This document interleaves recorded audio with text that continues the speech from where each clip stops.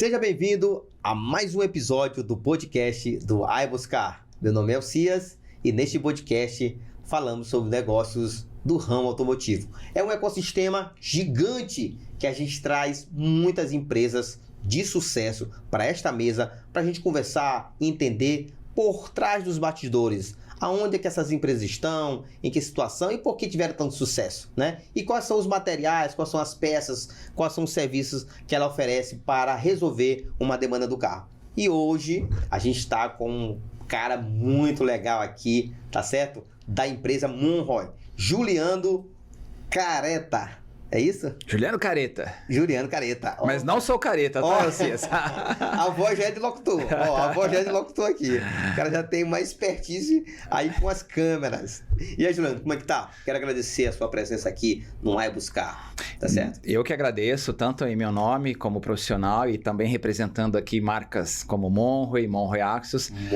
Para nós é um prazer imenso estar aqui com vocês e tenho certeza que você também que está ouvindo ou nos assistindo também vai gostar bastante. Tem muita resenha boa aqui para vocês hoje. Fique ligado aí no nosso canal, fique ligadinho aí, tá? Acompanhe, curte, tá bom? Compartilhe, manda esse vídeo aqui, ó, agora que tá acontecendo, pro seu amigo aí que é apaixonado por carro e vai saber muita coisa aqui da Monroy. Amortecedores. Isso é verdade, mesmo. Juliano? Tem muito detalhe, tem muita informação muita legal. Muita coisa legal aqui que você vai saber. Olha, a Juliana aqui falando sobre o Juliano, né, cara? Tá com a gente. Quero agradecer o Ed. Sim, o Ed Carlos. Ed Carlos. Aquele careca aí, tá certo?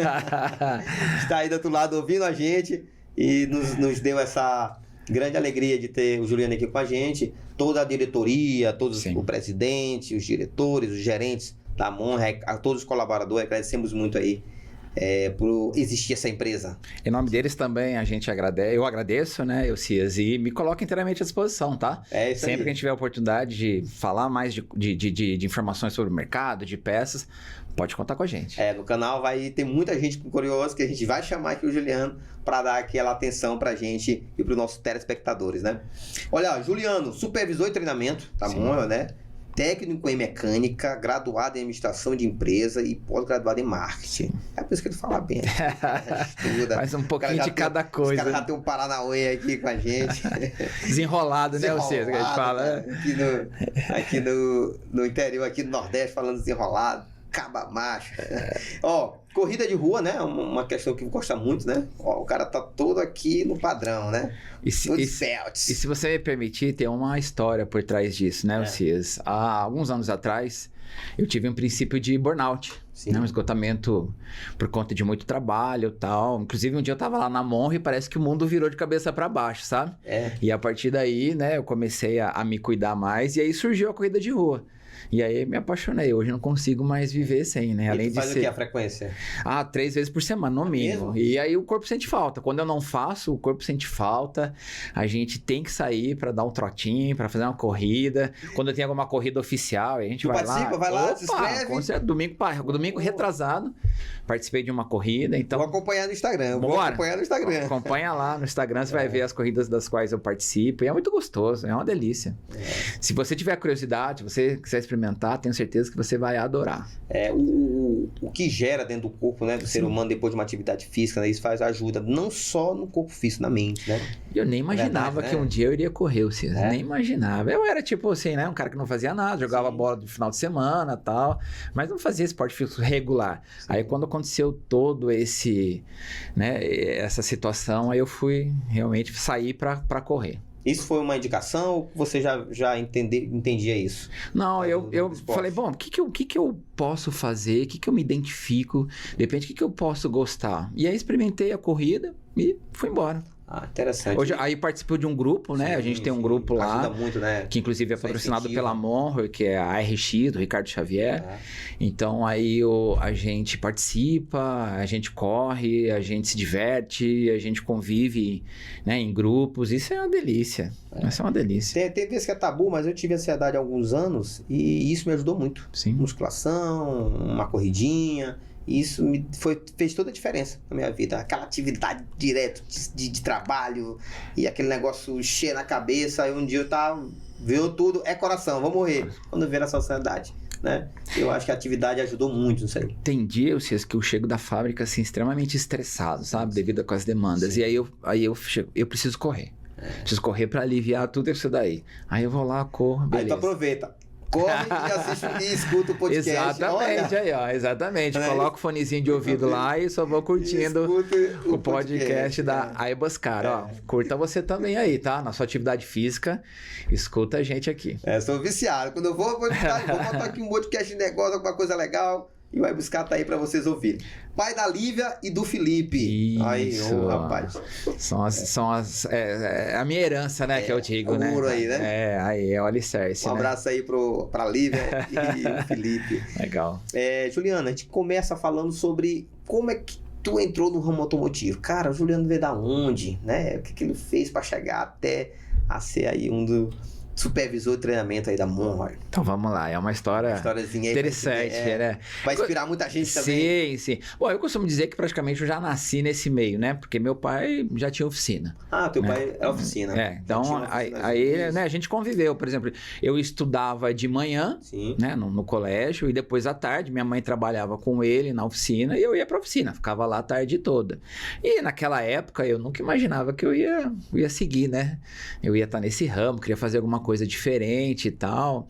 Aí quando eu cheguei ali aos 14 anos, falei, poxa, quero seguir, né? Seguir. Aí fui pro Senai, entrei para fazer um curso de mecânica no Senai. Saindo do Senai, eu trabalhei na Bendix, né? Uma outra empresa também do setor automotivo muito renomada, muito conhecida. Na Bendix eu comecei a trabalhar na área de qualidade, tá, Elcias? Na área de qualidade e tal, né? Aí fazia sistema de freio, né? Então tinha aquelas sapatas, sistemas de freios, e tinha também uma área que fabricava direção hidráulica. Mas eu trabalhava na divisão de freios, né? Então tinha aquelas sapatas, aquelas lonas gigantes, porque fazia também para linha pesada e tal. E eu comecei, né, a desenvolver mais o meu lado automotivo mesmo a partir dali. Trabalhei na Benz durante 5 anos, né?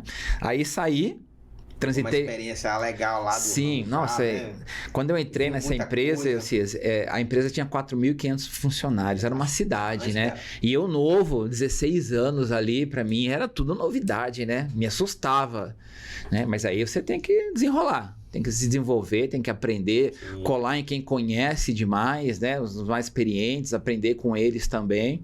E aí fui me desenvolvendo. Aí depois de 5 anos, saí da Bendix, aí aí transitei por 2 empresas fora do ramo automotivo. Trabalhei numa multinacional francesa que produzia medidores de energia, de água e de gás. Entendeu? Ainda na área de qualidade. Mas o mosquitinho já tinha apicado. Ah, não, já tava. Tanto é que de final de semana eu ia pra oficina, né? Eu mexia no meu carro e trocava isso, trocava aquilo, trocava a roda e mexia no motor. Que legal, fuçando, né? Fuçado e tal. Entendeu? Aí trabalhei 3 anos nessa multinacional francesa. Aí fui para uma outra empresa, né? Uma estamparia, uma ferramentaria, que inclusive na época, olha só como é o destino, né? Ela fornecia peça para Monroe. Olha. Né? Ela fornecia estampado para Monroe. Nunca sabia que ia trabalhar já, não. Nunca pensei que fosse trabalhar. Né? Aí lá nessa empresa comecei a trabalhar já na área de treinamento. Toquei na área de treinamento. Então ali já pegou a experiência, né? Um pouco mais. Sim. Desenvolveu uma metodologia bacana lá, que a gente criava como se fosse um manual, né? Para ensinar o operador a trabalhar na máquina. Que era uma metodologia que vem da Caterpillar e tal. É algo bastante interessante na época, né? Isso a gente tá falando de 90 e pouco, tá? Olha. Vocês já viram, né? Que aqui experiência tem bastante, pessoa, né? Experiência em pessoa. E aí depois trabalhei nessa empresa também 3 anos. E aí depois entrei na Monroe. Aí teve um final de semana lá que eu olhei, naquela época tinha jornal ainda, olha só, hein? Jornal ainda, aí vi um anúncio da Monroe pedindo uma pessoa para trabalhar em treinamento. Cara, é oportunidade, né? Ramo automotivo, que eu gosto. Treinamento, já adquiri uma experiência bacana. Vou pra lá. Aí entrei em 99, tô até hoje. 99. Eu digo que eu entrei no século passado, no milênio passado. E tô lá até hoje. Tá lá até hoje, tá? Mas foi assim, basicamente a Monroe, ela resume a minha história profissional, né? Foi ali realmente que eu construí grande parte de todo esse conhecimento. Se desenvolveu maior como profissional também. Sim. Foi ali que eu aprendi bastante. Mas esse outro histórico teu te ajudou muito quando entrou na Monroe, né? Te ajudou muito essa experiência de você ter um pai que tá na oficina, né? Sim. Já trabalhou também com treinamento, né? Se esforçou lá na empresa antiga e aí veio pra Monre. Tudo serve de aprendizado, né, Cias? Eu digo lá na Monre que o pessoal, mas você tem quase 25 anos, tá? Eu falei, mas todo dia eu tô aprendendo alguma coisa. Todo dia a gente aprende algo novo. Eu acho que quando você não aprende mais, acho que parece que a vida acabou, né? Perdeu a razão, né? A essência de você viver. Independendente da idade ou da experiência que você tem, você aprende muito. Aqui é um lugar de aprendizado demais, Sim, sabe? Todo mundo que vem aqui tem uma história pra contar, né? Eu já tirei um insight aqui de você só falando que você já colou com alguém, né? Quando você começou, você não foi aquele cara, eu vou sentar aqui, eu vou descansar, não. Vou colar com um cara que sabe, né? Vou colar com um cara que sabe, eu vou entender aqui, vou chorar no tempo catálogo, com certeza tirar catálogo, né? Vou estudar aqui um catálogo. Fazer um pouco a diferença, né? Tem uma situação, se você permitir compartilhar, claro. Nessa empresa multinacional francesa, que eu entrei para trabalhar, meu primeiro dia foi em reunião com um francês mesmo, sabe? Ele falava todo enrolado. Lembro dele até hoje, né? O nome dele era Stroll. O seu Stroll e tal. Ele chegou para mim, menino, me chamou de menino, vem aqui, né? E ele falou assim para mim, olha, você pode ficar aqui o tempo que você quiser. Das 8 até as 20 da noite, você pode vir no final de semana e tal. Eu não vou falar nada para você de produto, mas você tem porta aberta em qualquer lugar. Eu quero que você busque a informação que você precisa. E quando você não tiver, eu vou estar aqui para te ensinar. Pô, aquilo para mim foi fantástico, né? Se todo mundo tivesse um líder desse aí, né? Aquilo ali foi para mim uma experiência de vida bacana, né? Legal. Tanto é que hoje, quando eu tenho também funcionários novos, eu praticamente repito, falo, aplica isso tá aqui, ó. Aqui não tem limite para você buscar informação, tá? Te deixo totalmente à vontade. O que você precisar, eu tô aqui. Eu tô aqui. Mas eu quero que você vá buscar informação. Eu acho que o diferencial para um funcionário é se movimentar. Claro, é buscar informação. Isso, né? Hoje em dia, né, dentro da fábrica, por exemplo, hoje lá na Monre de Mojimirim, depois a gente vai falar um pouco mais, a gente tem aproximadamente 1.200 colaboradores. Sim. Você precisa ter contato com as pessoas, né, Alcides? Você precisa saber com quem você vai falar daquele departamento, com quem é de compras, com quem é de finanças, com quem é da área de engenharia.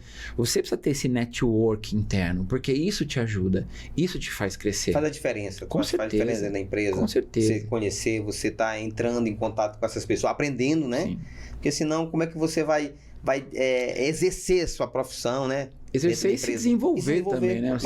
E uma coisa que me preocupa hoje, nós temos lá o programa de jovem aprendizes. Tá? São pessoas, né? São jovens que acabaram de sair do ensino médio e tal, e que fazem como se fosse um estágio lá, né? Então, às vezes eu vejo essa geração que não tem muito essa questão de relacionamento, né? Então, eu falo lá, né, pro menino que nos ajuda lá, olha, fala com tal pessoa. Aqui que ele vai lá, ele quer mandar a mensagem pelo chat interno. Né? Ou pelo e-mail. Aí eu pergunto, você falou com tal pessoa? Não, mandei aqui. Eu falei, não, vai lá. Vai lá na área dele, conversa com ele. Né? Que às vezes você está conversando pelo chat, pelo e-mail, e você nem sabe quem é essa pessoa. Sim. Né? Busca relacionamento. Relacionamento é tudo. Eu sou apaixonado por estar aqui, relacionando. Business, né? Business é relacionamento. Negócio é relacionamento. Network, relacionamento. Né? Isso é interessantíssimo. E houve alguma dificuldade quando entrou na Monre, em termos, não da empresa em si, né? De você se adaptar, de você correr, de você informação. Isso existiu? A dificuldade, ela existiu no sentido de quê? De você se adaptar, porque era uma outra cultura de empresa. E é uma multinacional, né? Multinacional, né? Um grande porte, gigante. Dessas 4 empresas que eu trabalhei, as 3 delas foram multinacionais, né? Sim. Então, sim, já tinha uma certa... Mas aí, cada empresa tem a sua cultura. E aí, por estar em Mojimirim, né, uma empresa, é uma cidade pequena, sim, né, uma empresa praticamente, apesar do tamanho dela, familiar, sim, todas as pessoas se conversam, né, todas as pessoas quando você cruza, tudo bem, como é que você tá, tudo tranquilo, então assim, era uma cultura diferente, mas ao mesmo tempo uma cultura acolhedora. Muito adaptável. Totalmente, sim, sabe? Assim, o que mais me trouxe dificuldade é que eu trabalhava em Mojimirim e morava em Campinas, sim, né? E aí praticamente dá 1 hora de distância, dá 1 hora de viagem. Sim. Então ali todo dia, né? Você saía de manhã, viajava 1 hora, depois Viajava mais 1 hora para voltar.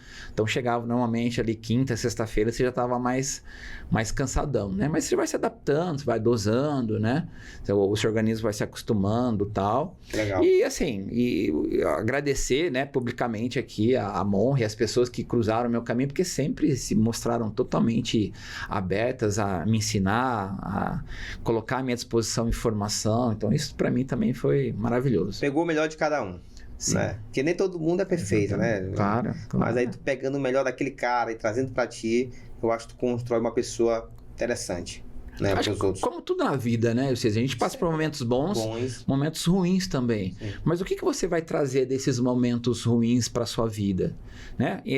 Isso nos ajuda a enxergar o copo sempre meio cheio. E não vazio, né? Essa visão otimista, tu acha que faz a diferença dentro da empresa, dentro de um profissional. Se hoje não tá bom, amanhã com certeza vai melhorar. Vamos lá, pessoal. Né? Vamos lá, vamos pra cima, vamos buscar. Vamos bater meta. O próprio mercado de negócio, assim, né? Nem todo mês você tá ali, pá. Tem mês que vai dar uma caída, outro mês vai dar uma recuperada. Alguns falam, né? Até um filme fala que a questão é você segurar a pancada, né? O que mais precisa é que você precisa sempre estar segurando a porrada que vem da vida.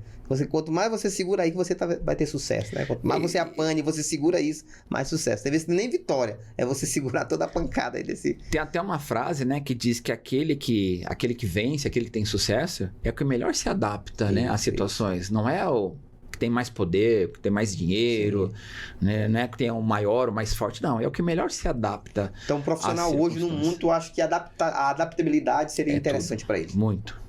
Além da busca da informação, capacitação, não é isso?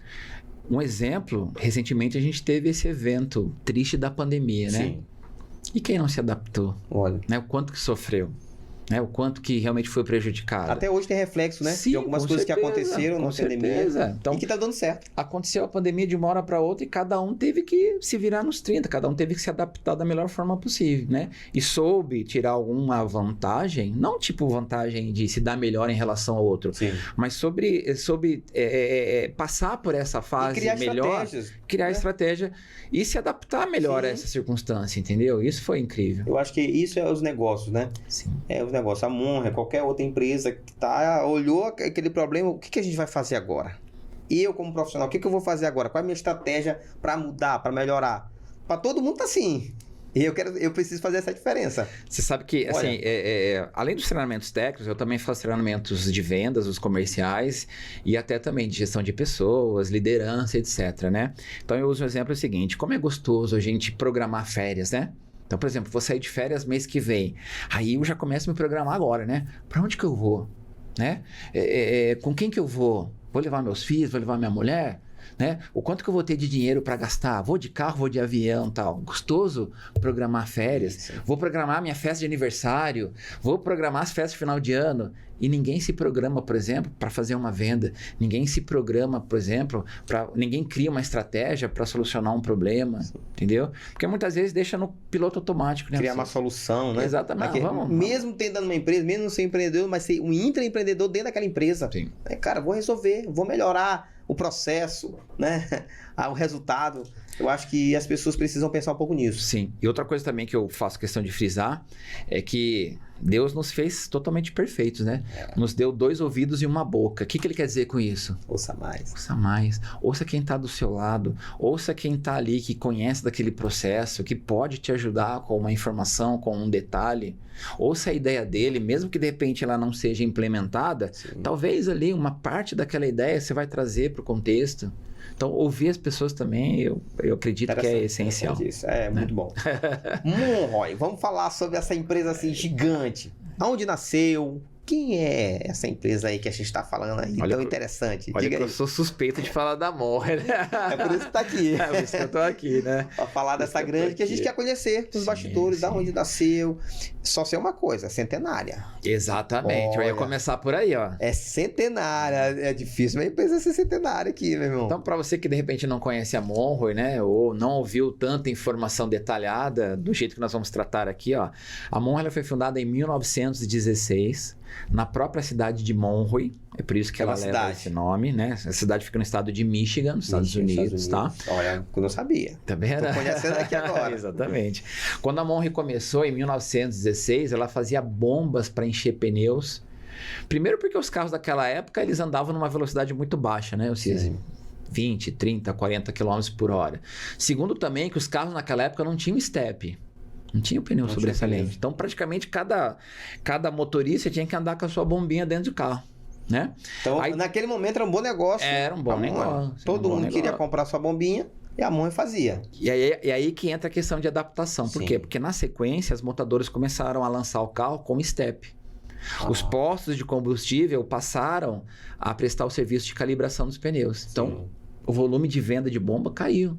E a Monroe, e agora? Olha, interessante. O que eu vou fazer agora? Sim. Aí ela começou a observar que os carros, mesmo em velocidade baixa, eles se movimentavam excessivamente. Pulava demais, porque naquela época era um sistema de mola, né? Sim. E a mola, por ela ser um componente elástico, ela ficava abrindo, fechando, até o momento que o carro parava. Sim. O carro entrava em inércia, né? E aí depois, em busca de controlar esse movimento, então, aí a Monroe começou a desenvolver o amortecedor. O primeiro modelo surge em 1926. Então a gente pode dizer que a Monroe inventou o amortecedor. É a inventora, é a protagonista. Olha, ela é a primeira, né? Ela é a primeira. Que essa informação aqui é interessante. Ela foi a primeira a fazer a estratégia e verificar que a possibilidade de colocar o amortecedor dentro de um veículo. Quando a gente olha para a estratégia, é bem esse movimento, né? Ela fabricava a bomba. Poxa, a bomba caiu. Pô, vou ter que ir para um outro nicho de negócio. Né? O que eu vou fazer? E o que é interessante é o empreendedorismo, justamente isso. Você vê uma lacuna que precisa ser preenchida e você vai lá rapidamente. Eu vou resolver esse problema. Vou solucionar esse problema e vou vender esse problema. Olha. Ou quantas vezes na vida do empreendedor, né, Alcias? Se fecha uma porta, poxa, não deu certo. E aí você tem que olhar, tem que ter visão 360 e olhar. O que eu posso fazer? E agora? Né? Quais são as oportunidades que tem de mercado? Tem muita gente que pode passando isso hoje e dizer, cara, beleza, fechou essa porta e agora? Tem muito aqui, tem muita oportunidade. Sim. Muita coisa aqui que o pessoal quer para resolver problema e não tem ninguém para resolver. Né? Tem que estar sempre atento às circunstâncias, né? Que a gente está ali inserido. Legal. Então a Monroe criou o primeiro amortecedor em 1926. Sim. Era um amortecedor que ele tinha carga, que ele tinha pressão só no movimento de abertura, justamente que é para controlar o retorno da mola. Sim. Né?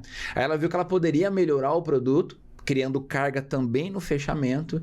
E aí, em 1929, então, né, a Monroe lança o amortecedor hidráulico porque dentro dele tem óleo, tem fluido, tá?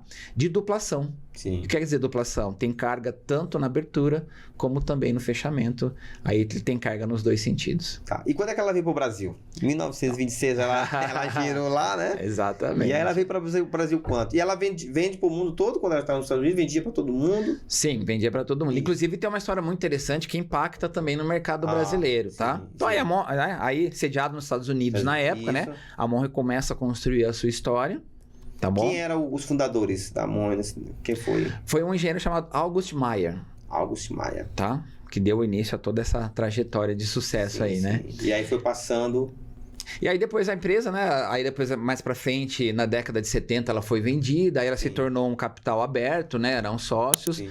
Agora, recentemente, ela voltou para um grupo de acionistas, hoje ela é de capital fechado, é pro grupo Apollo. Então, entendeu? hoje ela existe nos Estados Unidos? Existe. E é a mesma daqui ou são Não, é a mesma. É a mesma. É um grupo de acionistas chamado Apollo, tá? Hoje nós somos uma marca global também, onde você vê Monroe aqui, você vê Monroe no Brasil, você vê Monroe na Argentina, você vê Monroe na China, você vê Monroe na Europa. É Monroe para todo lugar. Monroe. Sim. Tá?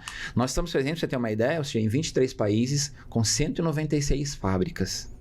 O grupo todo tem mais de 71 mil colaboradores. Então, é uma empresa gigantesca. Hoje tem quantos? 1.200 aqui no Brasil? Aqui no Brasil, né, na fábrica de Mojimirim tem 1.200. Então, a fábrica hoje no Brasil é no Mojimirim. Então, nós temos a fábrica de amortecedor em Mojimirim e temos a fábrica da Monroe Axos em Cotia. Né? Nessa fábrica da Monroe Axos, que a gente fabrica componentes para suspensão, lá a gente tem cerca de 800 colaboradores. Tá? Então, se a gente juntar as duas aqui do Brasil, 2.000 e pouquinho pessoas profissionais trabalhando aí para o nosso grupo, né? Legal. Mas se a gente olhar para o complexo todo, são mais de 71 mil colaboradores, né? Então a empresa... hoje ela está praticamente no mundo todo. No mundo todo. No mundo todo. E aí ela veio para o Brasil, foi quando? Então, aí entra um fato curioso. Sim. Por quê, né?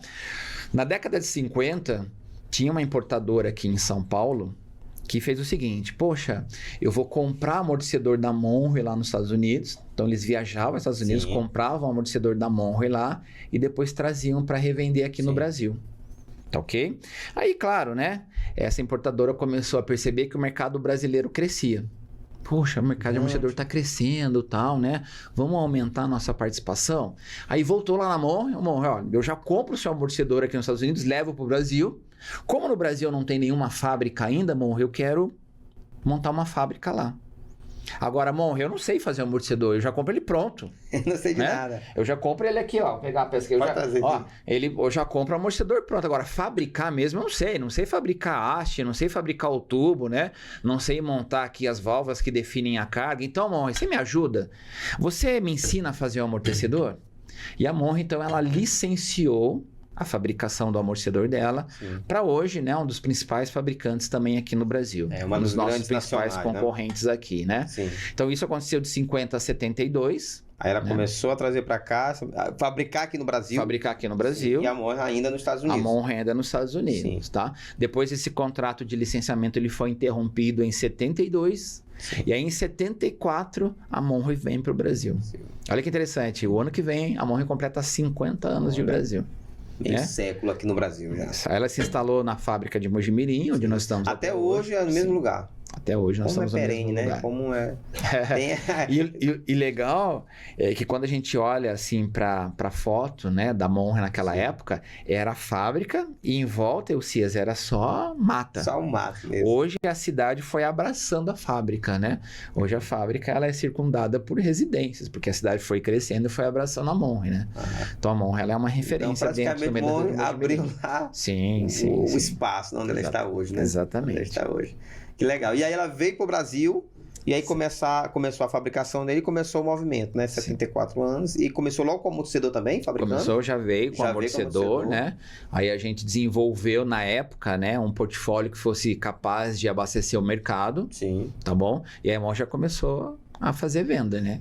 O amortecedor, ele é fabricado de quê, Juliano? O que vem no amortecedor aqui? Isso é metal? A peça constituída... O normal, né? Sim. A peça se constitui basicamente de 80% de componentes metálicos, né? Sim. Então, se a gente pegar aqui, nós temos 2 tubos. Toda essa matéria-prima vem do Brasil ou vem de fora?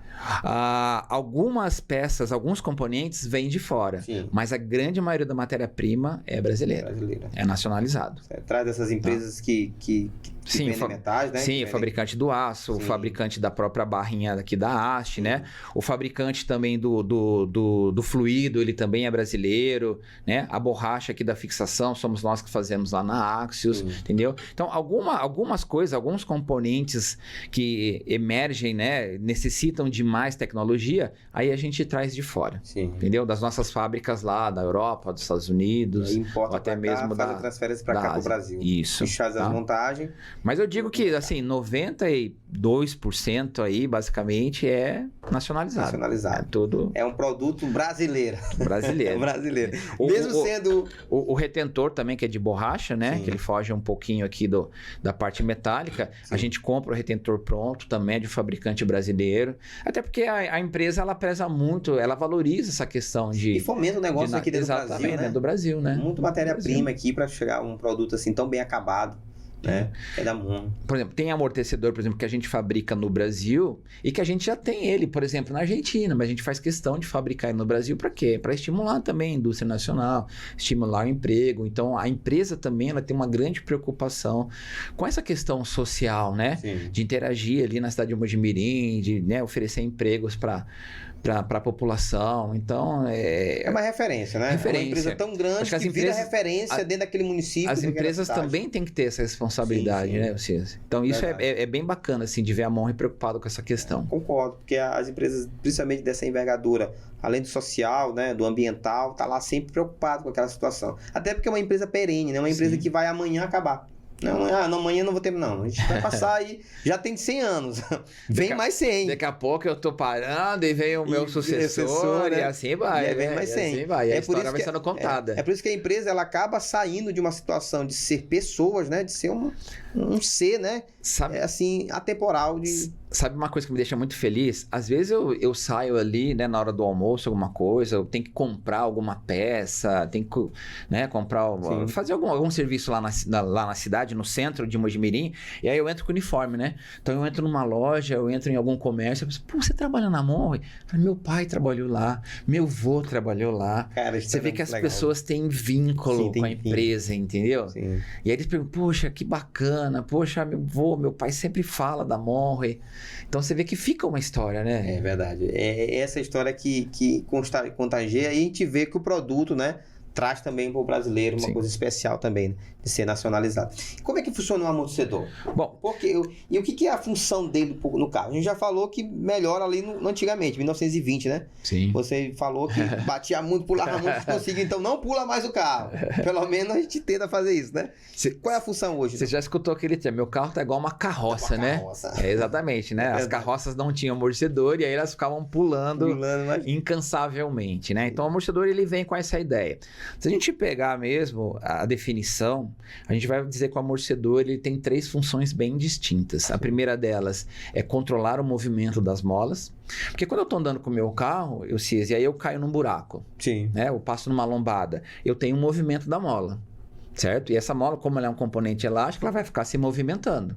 Tá? Então eu preciso de algo para controlar essa mola, para servir como um freio para a mola e dar melhor controle para o veículo.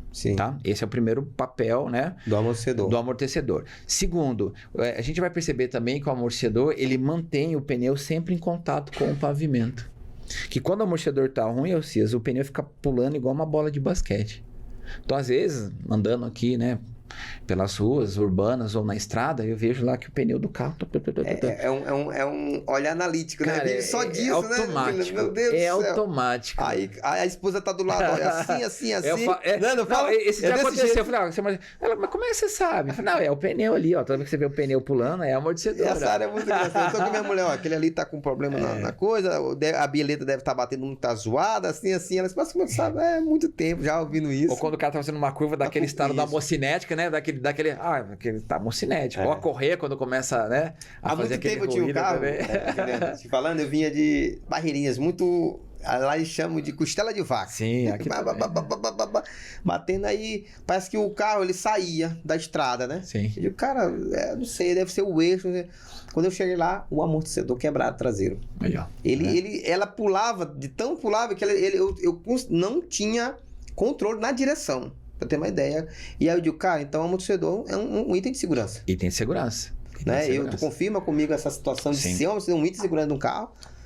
Que aí, ó, automaticamente, o fato até ele manter o pneu em permanente contato com o solo, ele também vai ajudar na segurança. E, na verdade, quando eu falo para você que são 3 funções, a terceira entra a segurança. Porque é oferecer os benefícios para o motorista e para o carro. Então, aí entra a segurança, entra conforto, entra a estabilidade e entra a dirigibilidade do veículo, tá? Então, o amortecedor, basicamente, ele serve para isso. Como é que ele funciona? E eu acho que é bastante coisa. Bastante coisa. Bastante coisa. Porque afeta você dirigir no carro, né? Você vê que você perde um pouco a questão do controle do carro. Eu vejo que hoje a gente está num momento bem legal, Cia. Sabe por quê? Na minha época de moleque, quando meu pai tinha oficina, a gente tá preocupado o quê? Potência de motor, ronco de escapamento, estética do carro, né? Então hoje eu vejo aí os youtubers, os jornalistas automotivos testando novos modelos. Então eles têm uma categoria lá que eles têm que avaliar a suspensão, né? Então a suspensão, ela toma um protagonismo diferente de anos atrás. O pessoal tá dando mais valor agora para a suspensão, né? Que é onde entra a segurança. E parece que é uma dos sistemas do carro, nesse novo boom tecnológico dos carros de elétrico e tudo, que vai ficar. Que tá mais avançado. Mais avançado, né? Tá ficando, porque vem um motor que muda agora, né? Tem algumas coisas que muda da direção e tudo, mas a suspensão precisa tá ali e tá permanecendo, claro, melhorando cada dia mais os seus itens, mas permanecendo. Funcionando corretamente para te dar melhor controle de veículo. Isso. Porque automaticamente é a sua segurança que está em jogo, é a segurança da sua família. Né? O Grupo Apollo, né, que é o grupo que coisa, ele trabalha só com esse portfólio, é amortecedor e o Axo, que são suspensão? Mundialmente falando, o grupo tem mais de 35 marcas que também são líderes de mercado no segmento automotivo. Então tem a parte de suspensão, com Monroe Axos, com Moog, tem peças para motor. Tá? Por exemplo, hoje a gente patrocina uma categoria que é a TCR South America, né? Onde a gente patrocina lá, inclusive, o carro do Nono Figueiredo, né? Que já andou de Stock Car e tal, né? A gente acompanha as redes. Isso. O próprio carro da NASCAR, quando você olha para esses amortecedores, você vai ver lá um amortecedor de competição da marca Öhlins. Sim. Esse amortecedor também é do nosso grupo. Sim. Entendeu? Esse amortecedor é do nosso grupo. A gente faz junta de cabeçota, a gente faz pistão, a gente faz camisa, a gente faz vela, a gente faz filtro. Cara, então, o grupo todo, mundialmente, ele é gigante. Então, produz muita coisa para carro. Eu digo que quando a gente olha o sistema Powertrain, ele fabrica de A a Z. Sim. Motor, suspensão, transmissão. Mas no Brasil, a exploração é só suspensão e Monroe Axos. Monroe Axos, né? Monroe e o Axo vem o quê dentro desse portfólio da Axos? A Axos, a Axos, ela oferece para o mercado a linha de coxins. Sim. Aí a gente pode abrir o leque, coxim para amortecedor, coxim para motor e coxim para câmbio. Sim. Tá? A gente também trabalha com a linha das buchas. Bucha de bandeja, bucha de eixo e bucha da baixa estabilizadora. Tá? A gente tem a bandeja propriamente montada, completa. Sim. Tá? Inclusive vindo com as buchas da Monroe Axos, né? Que seria já um grande diferencial. Sim. A gente tem bieleta. E sabe o que é o legal da bieleta, Elcias? É que nós fabricamos a bieleta.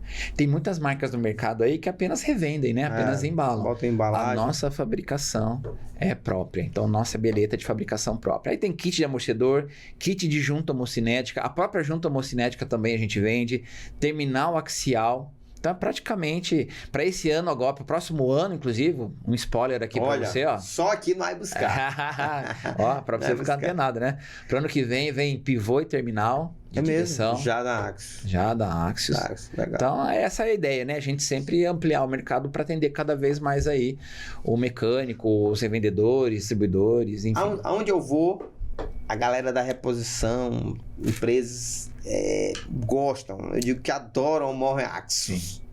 Por que tanto sucesso, Júnior? Porque, cara, a galera é fissurado, cara. A gente fala que é grife, né? Monroe é grife do carro, parece né? Que eu tô vestindo, olha, tô usando Axo. Cara, é incrível como é o sucesso dessa marca aqui no Brasil. A gente comentou sobre a Monroe, e aí só contextualizando, a Axos está no Brasil desde 59, né? Então, desde que ela... mais velha do que a...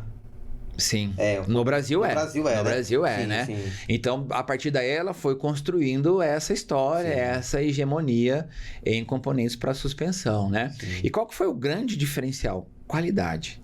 O mecânico sabe que se ele colocar Axo, ele não vai ter dor de cabeça.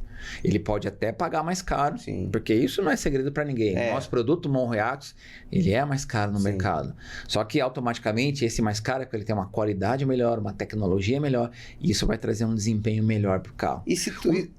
isso tu vendo esmiuçando, né? Você comprando mais caro, mas isso depois não vai trazer mais benefício? Que você pode trocar dois em um período que podia trocar só um do Axo. É legal que o mecânico ele pensa assim, ó. Poxa, eu vou trocar o coxim desse motor, vou trocar o coxim do amortecedor, vou trocar uma bucha. Se eu utilizar uma marca de baixa qualidade, daqui a pouco esse cliente vai voltar. Além de ele voltar bravo, pé da vida, eu vou ter que desmontar tudo de novo. O carro pedir garantia. Eu vou trabalhar dobrado. Opa. Eu vou ter retrabalho. E isso me custa. Entendeu? Então compensa eu trabalhar com uma linha premium. Apresentar para ele, né? Apresentar uma linha premium e não ter dor de cabeça nem para ele quanto para mim. Sim. Entendeu? É deixar o cliente satisfeito com o produto que ele está adquirindo. Porque, na verdade, o mecânico, né, ele se torna um consultor. Sim. Muitas vezes o dono do carro ele é leigo. Ele vai escutar o quê? O que o mecânico vai dizer para ele. Justamente o cara vem, ó, vamos colocar aqui, um pouquinho mais... Olha, eu tenho uma marca... Não pode dar dor de cabeça para você. Eu tenho a marca X que custa 10. Sim. Eu tenho a marca Axos que custa 20. Só que essa marca vai durar o dobro da outra. Qual você vai querer montar? Né? Então, é a que a gente chama de venda consultiva, né? É na hora de você apresentar o produto para o cliente e explicar o porquê que ele tem aquele preço mais avançado. E não trabalhar só preço, né? E parece que isso incorporou na cultura automotiva do Brasil, né? Então, eu acho que o trabalho do Axomon é um pouco menos do que as outras. Tu não acha, né?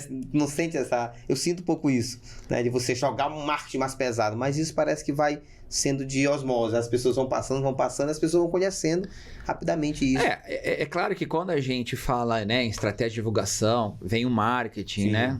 Que é interessantíssimo, mas grande parte das nossas estratégias de marketing estão aonde? No aplicador. É nele que a gente investe em treinamento, capacitação, né? Isso faz toda a diferença. Mon Reaxo, ela tem um DNA muito forte, eu sei que desde que eu entrei em 99, isso está impregnado. É o quê? É estar perto do aplicador, é treinamento. E em todo lugar eu vejo.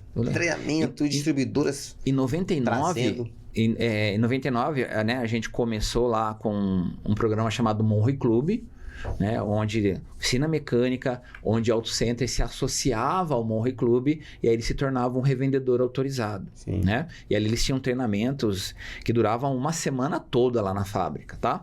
2019, para você ver que está no nosso DNA, 2019 nós treinamos 22.211 pessoas, foi o nosso recorde.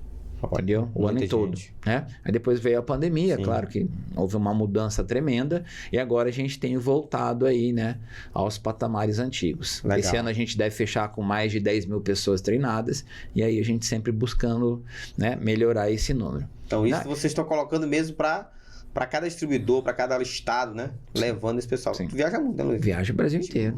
Eu já fui lá. Já fui para sua terra, já conheço lá. E esse é o nosso papel, é estar perto do mecânico, né? E não é chegar aqui, olha, eu sou campeão de treinamento, eu bati recorde. Não, eu quero estar perto do mecânico. Primeiro, quero mostrar para ele que é um produto de qualidade. Quero, na medida do possível, ensinar ele a aplicar esse produto para que não dê retrabalho. Mas quero ouvir também. Porque muitas vezes o mecânico, ele é o nosso consultor. Sim. Olha, sabe aquele seu produto ali, ó? Ele pode melhorar aqui, ele pode melhorar ali. Então, para nós, estar perto do mercado é uma estratégia essencial. Entendeu, César? E aí, hoje, a política de treinamento é feito... O quê? É um calendário anual? As distribuidoras que pedem, vocês que fazem esse a gente já tem como base um calendário anual, mas sempre que tiver uma demanda de um distribuidor, aí o pessoal me aciona. Ô, Juliano, preciso de você aqui no Piauí, né? Aí a gente vai para lá. E como é que esse reparador pode ficar sabendo dessa aí assim, a gente site, a gente divulga através do nosso site, nas nossas redes sociais, e o próprio distribuidor também, né? Quem está solicitando aquele treinamento, ele também faz a divulgação, né? Então hoje eles têm um grupo de WhatsApp, eles têm, né, grupos de mecânicos com que eles conversam, com quem eles comunicam. Então, isso acaba viralizando também muito fácil, né? Agora, recentemente, fui fazer uma palestra lá em São José do Rio Preto, né? Para uma distribuidora. E aí, chegou uma hora que a gente teve que parar de divulgar, porque já tinha dado a lotação. Tinha um calor danado, que é uma região quente lá. E a gente conseguiu colocar lá quase 300 pessoas numa noite, entendeu? Então, você vê, o poder hoje, né, da rede social, poder se comunicar através de um WhatsApp, isso é fantástico. Você acaba viralizando essa informação. E as nossas aulas online, quando é que vai começar? Juliano, vamos ver essa ideia de voltar na mão, né? Vamos, colocar aí uma parceria e começar a fazer esses estudos, né? Pra frente. Claro. Quantos tipos de amortecedores a gente tem hoje? Quais são os tipos de amortecedores que a Monroe hoje fabrica? Olha, é diferente um do outro? Eu sempre costumo dizer, Cis, que assim como nós temos o nosso DNA, que é único, a nossa impressão digital, que é única, cada carro tem o seu amortecedor. Né? Porque a gente leva em conta no desenvolvimento dele características como peso, altura, largura, enfim, né? Várias informações. Tudo isso precisa para fabricar um amortecedor? Sim, tudo isso é relevante. Você pode até ter amortecedores quase que idênticos, tá? Mas uma coisa você pode ter certeza, ele vai ter alguma diferença. E essa diferença, muitas vezes, tá na carga, tá na pressão dele de amortecimento. O peso de um é diferente do outro. O peso de um é diferente do outro. A velocidade de um que pode atingir é diferente do outro. Às vezes, você tem o mesmo modelo do carro. Eu sempre dou esse exemplo, né? Você tem um carro X, aí você tem um amortecedor que é destinado para o carro que tem barra estabilizadora e o outro que não tem barra estabilizadora. Por quê? Porque se ele tem a barra estabilizadora, ele vai controlar a inclinação do carro na curva. Então, nesse caso, eu posso aliviar a pressão da peça. Eu posso deixar o amortecedor um pouco mais voltado para conforto. Para o carro que não tem a barra estabilizadora, quem vai ajudar a controlar essa inclinação é o amortecedor. Então, ele precisa ter uma carga mais alta. Sim. E aí, quem não tem essa informação, quem não conhece, vai olhar lá os dois. Ah, cara, só muda aqui a chapinha para colocar a bieleta aqui, ó. Não. Coloca isso. Não dá nada. Né? Solda aí. Não tem problema. E aí é onde acontece muitas vezes, né, de você não ter o produto que vai responder adequadamente à sua necessidade, tá? Então, cada carro tem o seu tipo de amortecedor, né? Ele é desenhado especificamente para aquele veículo. E quando a gente fala no conceito do amortecedor, nós vamos ter dois tipos de amortecedor, tá? Vou até pegar esse cara aqui, ó, que é o meu... Curioso demais aqui. É o meu ajudante, com né? esse equipamento, a gente tem outro aqui, que daqui a pouco ele vai falar. Esse daí é o principal, extraordinário. né? Tá? Então, o que acontece? A carga do amortecedor, ela é resultado da facilidade ou dificuldade em que o fluido passa por essas válvulas, tá bom? Aqui, vocês, ó, eu tenho uma válvula do pistão, que é essa peça que está presa aqui na ponta da haste, e tem uma outra válvula que fica bem aqui embaixo, ó. Então, pensa que essas válvulas, Elcias, elas são como se fosse o registro de água que você tem em casa. Quando você fecha esse registro, você está bloqueando a passagem do óleo. Então, se eu praticamente ou parcialmente bloqueio a passagem do óleo aqui, esse amortecedor vai ficar com uma pressão maior. Sim.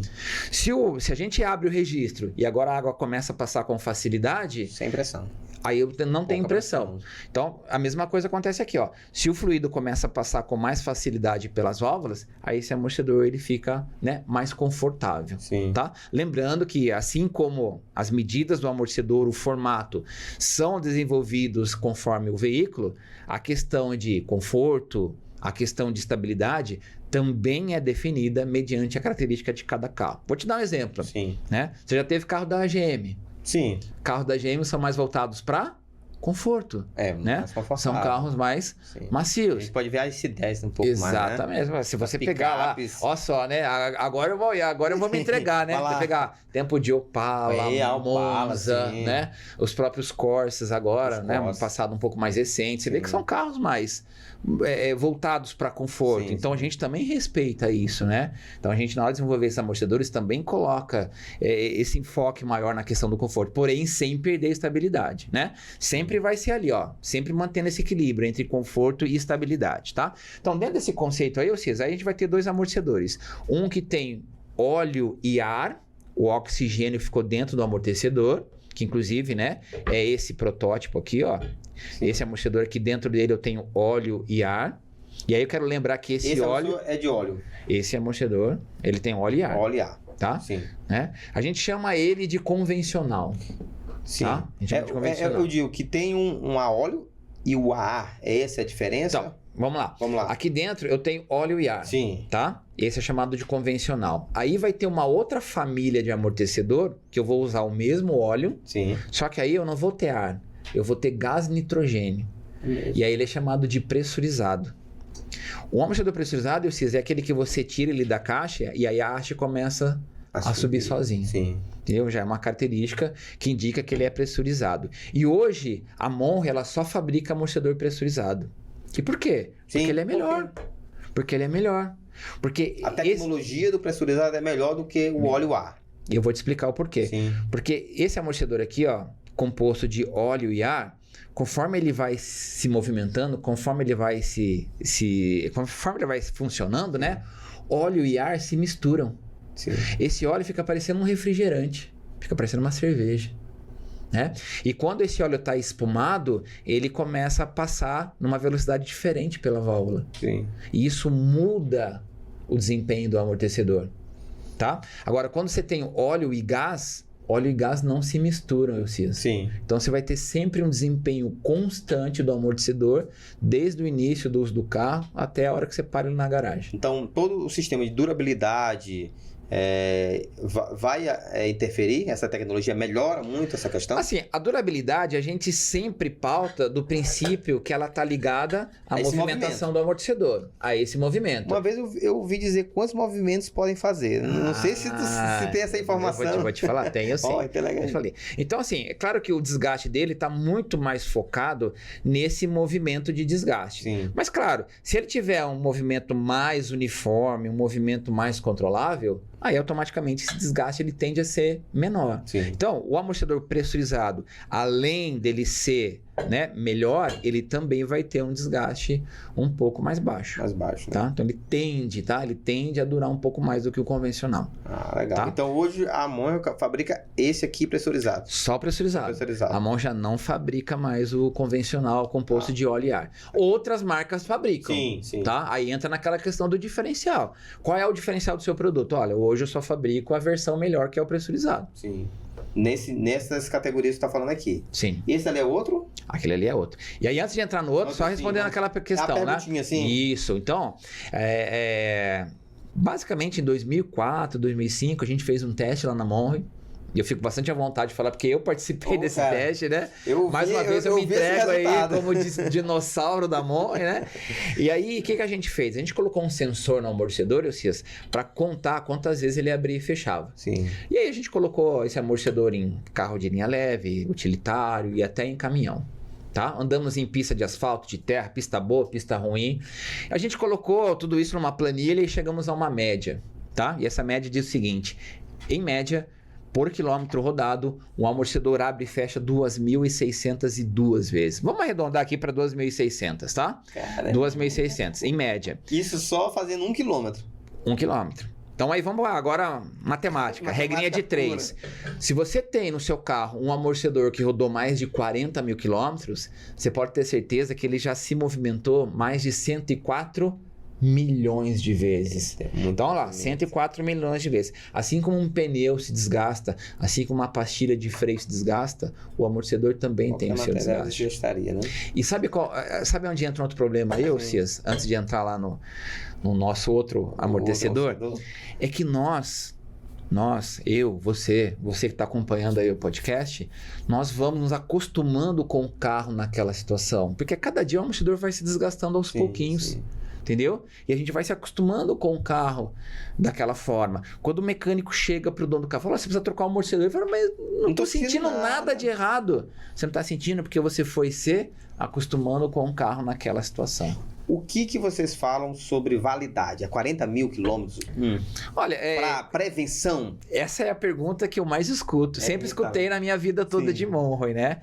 E é assim, ó, não dá para estabelecer qual é a vida útil do amortecedor. Por quê? Porque ela vai depender das condições de uso. Sim. Tá? Você pegar um carro com 100 mil quilômetros, um veículo que só anda na estrada, esse amortecedor pode estar bom. Sim. Se você pegar um carro com 50 mil quilômetros, né? Que o cara carrega peso do carro, que o cara é um motorista descuidado, ele pode se danificar bem antes disso. Dependendo do que acontece. Então, isso é muito relativo, depende muito da condição de... O que a gente fala?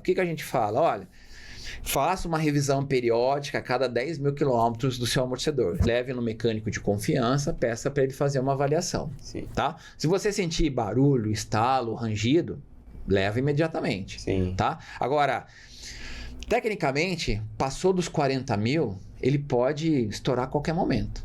Ele pode se danificar a qualquer momento. Tá? Então é interessante preventivamente. Aí entra a questão da manutenção preventiva. Sim. Preciso esperar o amortecedor estourar, travar, vazar óleo para trocar? Não. A partir dos 40 mil, quando eu tiver a oportunidade, quando tiver a condição de trocar, eu já posso trocar. Até porque, como a gente citou aqui, é um componente de segurança. Com segurança não se brinca, né? E vamos lá falando sobre segurança. Muita gente no Brasil, é uma coisa polêmica. É polêmico. Recondiciona o seu amortecedor. Ai, meu Deus. Juro que você vai entrar nesse tema aí. Vou falar aqui um pouquinho sobre isso. E aí, o que vocês, quanto técnicos, né? Porque o Monroe é um técnico, né? Em relação a isso. É especialista, né? Dentro do amortecimento. O que fala sobre isso? Bom, eu vou te dar uma resposta inicial com uma frase, tá? Elcias, se fosse possível recondicionar, os próprios fabricantes fariam. tá? Então vamos partir daí. Se desse, ganhava essa camada de negócio, esse nicho de mercado. Tá? É possível recondicionar, reaproveitar, reformar o amortecedor? É. Mas aí eu tinha que trocar quase tudo. Daria só para aproveitar esse tubo externo aqui, ó. Sim. Esse tubo de fora, ainda se ele não tivesse amassado. O restante teria que trocar inteiro. Agora, desgasta tudo isso depois que... Né, o óleo começa a ficar impregnado. Sim. A haste, de tanto ela abrir e fechar aqui, passar pelo retentor também, ela vai desgastando o cromo. Né? As válvulas vão começar a ficar também impregnadas com aquela limalha metálica. O desgaste, o tubo também ele começa a perder, né, espessura na parede. Então, tem que trocar praticamente o amortecedor todo. Então, falando de negócio, seria inviável. Totalmente você inviável. Fazer uma coisa de qualidade, um recondicionamento de qualidade. Primeiro, vamos imaginar, olhando pelo, né, o olhar da fábrica aqui, ó. Primeiro que eu teria que ter uma logística muito, muito bem focada para recolher os amortecedores do Brasil inteiro. É uma logística reversa ferrada. Grande. Aí eu trago esse amortecedor para dentro de casa, dentro da mola. Bom, aí, para cada amortecedor, eu vou ter que fazer uma análise. O que está gasto? O que está gasto nele? Muitas vezes, eu vou ter que abrir esse amortecedor. Entendeu? Aí, um por um, eu vou... daqui tem que trocar tem que trocar o tubo, tem que trocar a volta. É mais fácil, mais rápido, mais barato para nós fazer um amortecedor novo. Mas eu consigo esse material aqui reciclar. Sim. Há possibilidade. Sim. E a Monja hoje tem uma política de comprar dessas pessoas. Sabe que eu fico, de certa forma, bravo com os mecânicos? É que a gente fala de recondicionado, não, é que o pessoal vem aqui na loja e paga R$5 nessa peça. Mas, meu amigo, vem cá, esses R$5 que você está vendendo a peça para ele, vai tirar a venda de um amortecedor novo sua. Sim. Né? Essa venda você vai perder. Entendeu? E você pode vender ele como sucata, foi o que você falou. Entendeu? Então, hoje... Isso vai ser reaproveitado lá na ponta. Então, assim, por exemplo, a gente pega aí a nossa rede credenciada que é o Monroe Club, né? Não só para a rede, mas para todo mundo eu falo. Meu amigo, trocou o amortecedor, vai jogar fora? Dá uma pancada com a marreta aqui, ó. Amassa o tubo dele. Se possível, passa a haste no esmeril. Sim. Você vai evitar que esse amortecedor seja recondicionado. E, ó, Cias... Item de segurança. Item de segurança. E aí, a gente mapeando o mercado, tem 3 tipos de recondicionamento. O primeiro, aquele que o cara só pinta. O cara comprou a peça do mecânico lá, ele dá uma olhadinha, pô, tá legal, não tá amassado nada, vou só pintar. Então ele muda a estética do produto. Sim. E aí ele vende, olha, você tá aqui, ó. Bota um adesivo aqui. Você tem uma ideia? Eu já recebi vídeo no meu WhatsApp de que o proprietário do veículo foi até uma loja, o cara levantou o carro no elevador e por dentro da caixa de roda ali, ó, ele pintou o amortecedor e nem tirou. Tá? Nem tirou para pintar. Sim. Tem os outros malucos que eu digo, né, no bom sentido, que os caras fazem um furo aqui, ó, para tirar o óleo. Então ele tira todo aquele óleo que estava dentro do amortecedor, que já estava um óleo gasto, injeta. E aí eles colocam um óleo novo. E aí você tem 2 problemas. Primeiro, ele coloca um óleo diferente do óleo original, sim, do amortecedor, com uma viscosidade diferente, tá? Ainda bem que a gente está sentado, a gente cai da cadeira. A gente já pegou o amortecedor que colocaram dentro dele óleo de cozinha. Pra você ter uma ideia. Meu Deus. Tá? E aí também uma outra questão. O que eles fazem? Eles colocam óleo aqui, ó, para encher o amortecedor até a boca. Sim. Aí ele dá praticamente um calço hidráulico. Não tem espaço para o óleo se movimentar, o amortecedor fica rígido, uma pressão intensa. É onde ele ganha o cliente, né? Na ignorância, no bom sentido do cliente. O cliente não sabe. Não vai saber. Pro carro dele se é melhor, mais conforto. Então ele chega, olha aqui, ó, tá vendo? Ó, esse é o meu recondicionado. Olha a pressão que ele tá aqui, ó. Ó como ele tá, né, mais resistente para abrir e fechar. Ó o seu aqui, ó. E ó, aí ele ganha o cliente, né? Nessa questão de explicar para ele a diferença. Tá ok? Beleza. E tem aquele terceiro tipo de recondicionamento, mais rapidinho aqui, ó, que o cara pega 4, 5 amortecedores para montar um só. Ele faz o quebra-cabeça. Ele vai desmontando e tá melhor e colocando. Totalmente. Pessoal, isso é um item de segurança, né? Sim. É um de segurança muito sério. E é muito sério, né? Você botar um recondicionado na sua família, no seu carro, eu acho bem perigoso fazer isso. É interessante você estar comprando mesmo um ideal para o seu carro. É uma questão de se permitir, né, Cias? Isso. Eu não me permito. Agora há pouco mesmo eu troquei os 4 pneus do meu carro. Sim. Começou a chegar perto. Não, pode trocar. Eu vivo na estrada o tempo todo, né? Eu ainda viajo todo dia para trabalhar. É necessário um bom pneu. Eu não me permito passar por situação de risco. Eu não quero perder a minha vida por isso. Sim. Entendeu? Então é uma questão do quanto você se permite a se arriscar dessa forma. Tem novidade já. Vamos já falar do terceiro amortecedor aqui. Fica aí com a gente. Deixa eu lhe falar. Como é o desenvolvimento da Monroe para carros novos? Tá chegando carro novo no mercado. E como é que é a política para atender esse mercado que está sendo muito rápido, muito novo, sim, né? Sim, muita coisa nova. Hoje, até pelo fato de nós sermos uma fabricante mundial, nós somos homologados em todas as montadoras, né, o CIAS, tá? Então, por exemplo, hoje quando uma montadora se interessa pelo amortecedor da Monroe, ela vem até a gente, ela apresenta o projeto, olha, né, a gente vai lançar um carro daqui 5 anos, Sim. tá bom? E eu quero que você desenvolva um amortecedor. Né? Então, a gente ali a 4 mãos, montadora e Monroe, começam a discutir o projeto. Olha, então, esse carro ele vai ser assim, ele vai ser uma SUV, ele vai ter o peso de tanto, né? Sim. E aí eles começam a trabalhar no projeto, né? Aí a Monroe apresenta o projeto para a montadora, apresenta o custo também, e aí a montadora vai avaliar. Né? Se a gente fechar o contrato do fornecimento, a gente começa a trabalhar então agora, né, mais incisivamente no projeto. Chega uma hora, né, que esse projeto ele nasce no ambiente virtual. Então hoje a gente tem softwares que já criam, né, um primeiro protótipo do amortecedor lá na tela do computador. Isso já com toda uma teoria de peso, de medida do carro, de velocidade, motor. Aí também no ambiente virtual, a gente cria ali teste de resistência de material. Então a Monroe não é só fabricante, é desenvolvedora. Desenvolvedora também. Né? Inclusive, a gente não está falando aqui só de uma empresa que fabrica. Não. Inclusive, mundialmente falando, sim, a fábrica de Mojimirim ela é considerada um centro de engenharia. Né? Hoje, no mundo todo, tem 12. Sim. O grupo tem 12. O Brasil é considerado um deles. Privilégio pra gente aqui. Com certeza. E a gente, vou dizer pra você, a gente não perde São nada. nossos profissionais aqui? Sim, claro. Nossos profissionais. Pode contar uma curiosidade? Pode. Tô aqui doido pra saber. Olha só que interessante. Tem montadora lá de fora, que pede pra Monroe aqui do Brasil, pra nós, desenvolvermos o projeto do amortecedor para eles. Que legal, sabe por quê, Cias? Porque eles olham para o nosso terreno aí, sim, eles olham para as nossas ruas e estradas e eles veem que a gente tem uma condição bem severa. Sim. Então eles pensam o seguinte, poxa, se o produto Monroe roda bem no Brasil, qualquer lugar do mundo vai rodar bem em qualquer outro lugar. Então a gente infelizmente, né, ele tá falando aqui, é isso mesmo. Então, por exemplo, recentemente teve uma montadora que está presente na Ásia, trouxe o projeto pra gente, tá? A gente desenvolveu todo o projeto do amortecedor, tamanho, carga, tudo. E a gente entregou para a montadora entregou para a Monroe local. Fabrica aqui para mim. O projeto foi desenvolvido pela Monroe do Brasil. Pronto. Né? Olha que interessante muito interessante essa história, né? Muito legal. A gente acaba sendo referência por uma questão negativa, onde tem ruas esburacadas e de má conservação. Público, infelizmente, né? Nessa situação. A gente acaba... E quem já viajou um pouquinho para fora vê que a qualidade é extremamente incomparável. É incomparável. Né? Mas assim mesmo, vocês fazem um produto que dá certo no Brasil, né? E é suspensão, né? Vocês estão nessa linha de suspensão. Aí depois, né, na evolução do projeto, aí a gente monta um lote piloto. Aí esse lote piloto, ele parte para 2 tipos de teste. Teste em máquina, que a gente tem lá, né, que simula como se o amortecedor tivesse... Né, você prende o amortecedor lá na máquina e aí ele fica abrindo e fechando, ora um pouco menos, ora um pouco mais rápido, mais lento, e a gente vai monitorando o funcionamento do amortecedor. Até pela amostragem também vocês fazem isso? Sim. Né? Pega uma série que foi montado... Põe lá para testar, para a gente ver a carga e o desempenho do amortecedor durante o uso, né?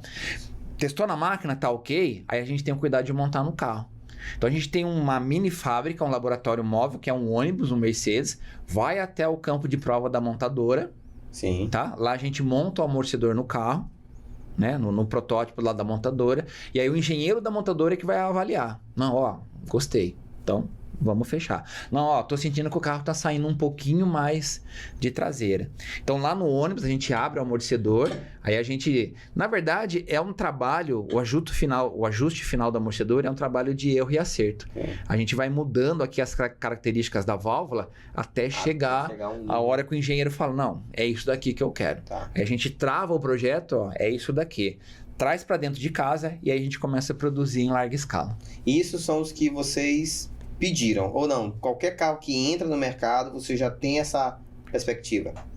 Aí o que acontece? Quando a gente fornece para o original, para a montadora, né? A montadora pede e tal. Sim. Mas, de repente, lançou um carro e a gente não é fornecedor, sim. Aí a gente começa a desenvolver também, né? Quanto tempo consegue dar coisa desse carro até a comercialização? Olha, hoje em dia tá tudo muito evoluído, sim, né? E hoje em dia tá muito evoluído. Muita gente com necessidade, né? Muita locadora pega um carro bem novo e depois de 6 meses, 8 meses já tá precisando. Já tá precisando, né? E tem vezes que não encontra, né? Sim. E a Monroe tem vezes que tá lá com ela. Se a gente pegar numa evolução assim, bacana, né? Nem sim. muito devagar e nem muito correndo, porque às vezes você corre bastante também, sim. Você pode matar algumas etapas do projeto. Em 6 meses hoje você desenvolve um amortecedor. Tá? Mas para isso tem que ter esse desenvolvimento todo grande aí, tem que ter essa fábrica. Porque aí, você, tem que desenvolver, você tem que montar lote piloto, sim. Você tem que testar. Por exemplo, tem teste lá que o amortecedor fica funcionando 10 dias contínuos. Sim. Entendeu?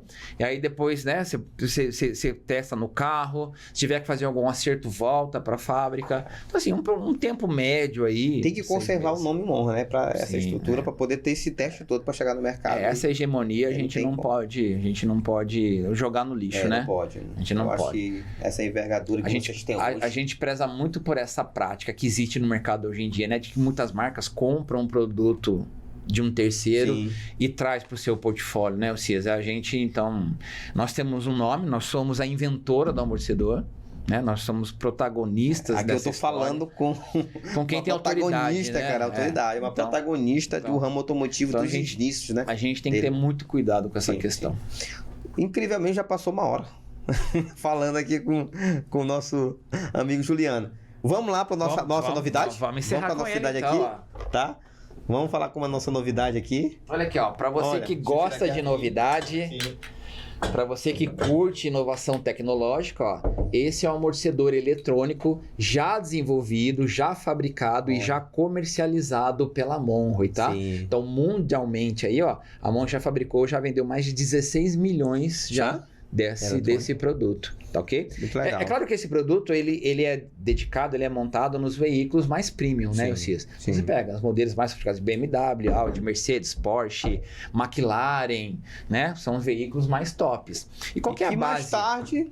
Provavelmente vai estar no popular, dependendo do tempo, né? Aí. A tecnologia vai evoluindo, né? O investimento vai se pagando, ele acaba sendo mais acessível e a gente acaba trazendo ele também para os carros. E a gente vai saber agora a diferença, né? As qualidades dele aqui, o que ele faz. Exatamente. Bom, primeiro que para utilizar um produto desse daqui, um amortecedor eletrônico, o carro ele tem que ter sensores. Sim. Tá? Então hoje você tem sensor espalhado por todo o carro. Você tem sensor de aceleração, você tem sensor de deslocamento vertical, você tem sensor na direção para monitorar como que tá, né? Como que o motorista está dirigindo, você tem sensor no freio. E esses sensores, eles vão medir, eles vão fazer uma leitura de em que situação aquele carro está andando. Se ele está andando numa velocidade alta, baixa, se o carro está andando numa pista boa ou ruim. E cada sensor desse, Cias, eles fazem uma leitura de 100 vezes por segundo, cara. Isso é mais rápido que o piscar de olhos. Isso. Né? Então, informação é o que mais está tendo ali. Sim. Essa informação de cada sensor, ela vai lá para a ECU. Para você que não sabe, a ECU é a Unidade de Controle Eletrônico. É o cérebro do carro. Lá no cérebro do carro, centralina do carro, né? Sim. Lá na centralina, lá na ECU, vai ter um software que também foi desenvolvido por nós, que ao receber essas informações do sensor, então o sensor está mandando informação, tá? Esse software ele vai fazer uma leitura disso e vai chegar à seguinte conclusão: opa, esse carro está precisando de um amortecedor mais confortável. Esse carro está precisando de um amortecedor mais voltado para a estabilidade. Então, a centralina ela manda uma mensagem para o amortecedor, tá? Aí ela chega através desse chicote, ó, dessa comunicação. Tem um conector aqui, né? Tem um conector. O carro. Lá dentro, né, a gente tem então uma válvula controladora de fluxo, uma válvula reguladora de fluxo, que vai monitorar a passagem do óleo. E aí, ele óleo? Ele é óleo? Normal. Ele é óleo. Normal. Sim. Normal, tá? Se a gente for comparar com esse daqui, o que vai acontecer? Aqui a gente tem duas válvulas. Sim. Válvula do pistão, válvula de base. Esse daqui nós temos uma terceira válvula. Sim. Tá? É essa terceira válvula que vai modular, que vai regular a passagem do óleo. Bem aqui que vai fazer essa modulação. Sim, que vai fazer essa modulação, tá? Então aí mudar o aspecto, né? Ele vai mudar a característica de direção de acordo com a necessidade do motorista. Interessante. Sem que ele queira. Automaticamente vai se ajustar para dar melhor condição do carro. É como eu falei anteriormente, o amortecedor inteligente. Ele mesmo vai determinar, né, como é que ele vai se comportar ele vai determinar qual é a necessidade naquele momento e vai prover a solução para melhorar o controle do veículo. Tecnologia massa. Que tecnologia. É demais. É incrível fantástico isso daí, tá? Espero que já vai abarateando para entrar. Né? Só por curiosidade, um amortecedor desse é de que carro e quanto é o valor? Só pra gente ter uma noção. Esse daqui é de um modelo o Audi A3 Sportback, tá? Que utiliza esse sistema, né? E assim, ó, lá fora... Diz a lapada. Lá fora, ele é vendido, né? Porque esse amortecedor também, ele é fornecido originalmente, né? Sim. Mas ele tem aí um valor estimado aí de 1.000 a 1.500 euros. Tá? Isso na Europa, tá? Então a gente traz para o Brasil aí, R$15 mil. Aí é... Uns 15 mil. É uma graninha. É uma graninha trocar o amortecedor. Tá? Mas quem tem um carro desse também já espera, né? Claro. Uma reposição nesse nível. E você precisa ter, né? Um sistema desse para você ter o controle daquele veículo da melhor forma possível. Que legal, Juliano. Brigadão por estar com a gente. Eu que agradeço. A gente tem um quadro aqui que a gente pega de surpresa o nosso convidado. Que bacana. A gente pega de surpresa o nosso convidado. Se você nascesse um carro, a gente está no ramo automotivo, qual carro você seria? Qual é o carro que tem a cara do Juliano? Poxa, olha só, hein? Qual é o carro? Qual é o carro que tu acha que tem a cara do Juliano? Qual é o carro que você nasceria se você fosse um carro? Olha, eu como sou de uma geração um pouco, né? Isso. Não tão nova assim, eu seria o Fusquinha. Olha. É o queridinho de todos, né? O meu primeiro carro foi um Fusca.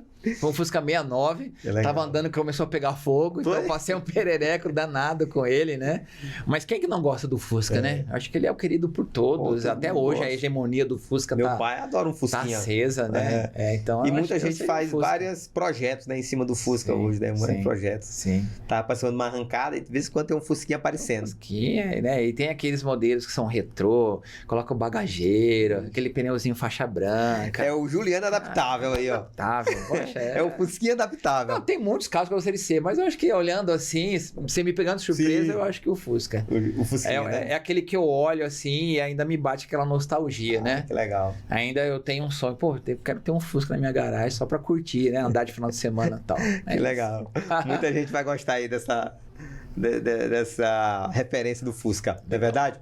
Pessoal, agradecer muito, Juliano, novamente, a honra por poder estar aqui com a gente, aceitou nosso convite de imediato lá e tá aqui no nosso podcast, nossa mesa, falando sobre negócio, falando sobre os produtos do ramo automotivo e que muita gente tinha dúvida e hoje tá aprendendo aqui dentro do nosso podcast do Vai Buscar. Pessoal, muito obrigado. Juliano, uma palavrinha para os nossos ouvintes, os nossos seguidores aí da Monroy. Agradecer novamente o seu convite, um prazer enorme estar aqui com você. Que resenha boa, o tempo foi passando, a gente nem viu, nem né? Percebe. E para você que está aqui também nos acompanhando, a Monroy está inteiramente à sua disposição. Quiser ter mais informação, você pode nos acompanhar nas redes sociais. Temos perfil no Facebook, temos perfil também no Instagram, Monroy Amortecedores, tá?